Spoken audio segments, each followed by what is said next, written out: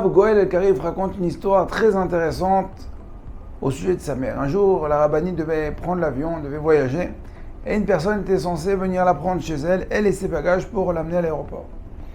Alors la rabbinite se prépare, met tous les bagages, les sacs qu'elle devait prendre pour sa tournée, et avant de partir, elle vide la poubelle, fait un double nœud, met aussi devant la porte avec tous les bagages. La personne qui doit la prendre est enfin arrivée, elle monte, et pour faire avancer les choses, pour ne pas rater l'avion, elle prend tous les paquets, tous les sacs qui se trouvaient devant la porte, met tout ça dans le coffre et en route pour l'aéroport. Arrivée à l'aéroport, cette personne, toujours dévouée pour aider la rabbinite, prend tous les bagages, tout ce qu'il y a dans le coffre, met dans le chariot et jusqu'à l'enregistrement. La rabbinite ne fait pas attention et évidemment, donc, tout passe à l'enregistrement. Et là, la sécurité se met à regarder la rabbinite. La rabbinite ne comprend pas pourquoi ça traîne. D'habitude, ça va vite, même s'il y a de nombreux bagages. Bon, ça devrait passer. Donc, le service de sécurité regarde la rabbinite regarde le service de sécurité, il ne comprend pas trop ce qui se passe. Elle se fait convoquer par le service de sécurité, qui est très intrigué par la présence d'un sac d'ordures à l'enregistrement des bagages. Il dit, mais c'était nécessaire de prendre avec vous vos vieilles boîtes de conserve et votre vaisselle toute sale. Et bon, bref. La rabbinite, rouge de honte, ne sait plus où se mettre.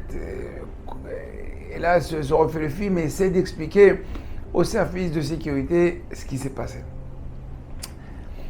Et ben, Rabotai, le Rav El-Karif nous raconte cette histoire pour nous dire que nous aussi, lorsqu'on va faire le grand voyage, ou lorsqu'on va passer en jugement à Rosh Hashanah, il va falloir faire attention avec quel bagage on vient. On n'est pas obligé, et il faut surtout faire attention de ne pas venir aussi avec nos ordures.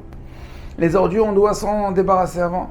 On a tout le mois de Loul pour faire des vidouilles, introspection, cheshbon nefesh, et faire attention de mettre les ordures là où elles doivent être.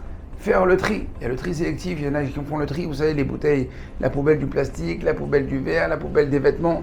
Eh bien, il faut faire la même chose dans nos maasim, dans nos actes, dans nos pensées, dans nos mitzvot.